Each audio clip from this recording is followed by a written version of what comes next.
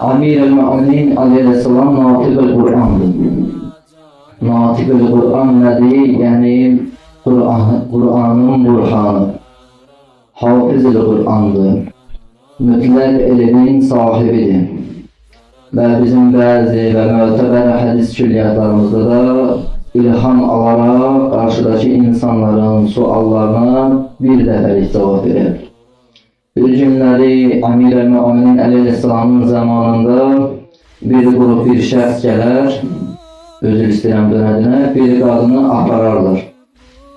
İmam görər ki, bu hal, bu əhvalat, bu zaman nəsə gəlizdir. Görər sual verir ki, bəs bu hanımı, qadını hara aparsınız? Deyir ki, bu özür istəyirəm hamımızdan dinakardır. İmam Aleyhisselam buyurur ki, bəs bizim dinin qaydası var, qanunu var. Cinayət olmasa hökm olmaz. Cinayətin də sübutu olmalıdır. Sübut nədir? Dəlil var. Ən azı İslamda, şəriətdə 4 şahid olmalıdır. Dedilər ki, xeyr, yoxdur, zaten zamanın özü bizə şahiddir. Dedi, İmam Əmir el-Mu'min Aleyhisselam buyurdu ki, necədir o zaman? Dedi ki, həmən şəxslər deyilər və həmən şəxslər də əhli müxaliflər deyil, ha? Yəni, əhli müxalif, yəni ola bilər ki, Yahudi olsun, Hristiyan olsun və yaxud kafir tayfa olsun, onlar da deyil.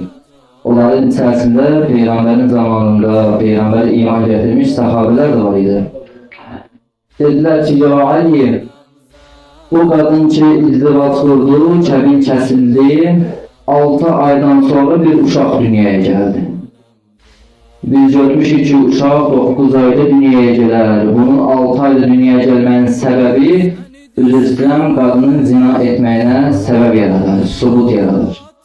Amir el-Mu'minin bu fikirlə qəti razılaşmır və bu fikrin xəta olmasını deyir.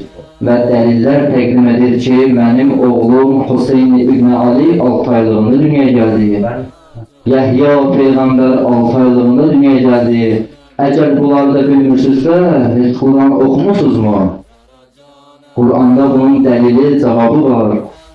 Həmin şəxslər buyurur ki, ya Ali, biz o Quranı biz də oxumuşuq. Hanımın dəlili bizə dinlən, bizə dayan olsun. Onda Amir el-Mu'minin aleyhisselam Əhqaf surəsinin, yəni 46-cı surənin 15-ci ayəsini təqdim edir. Çünki orada belə bir ayə var ki, qadının bətnində və süd verməyin vaxtını Allah 30 ay qərar verir. Yəni bir ana övladının bətnində və süd verməyin ümumi vaxtı 30 aydır. Amir el-Mu'minin sonra Bəqərə surəsinin 233-cü ayəsində də buyurur ki, Allah orada qadının öz övladına süd verməyini 2 il təyin edir. Aleykümselam.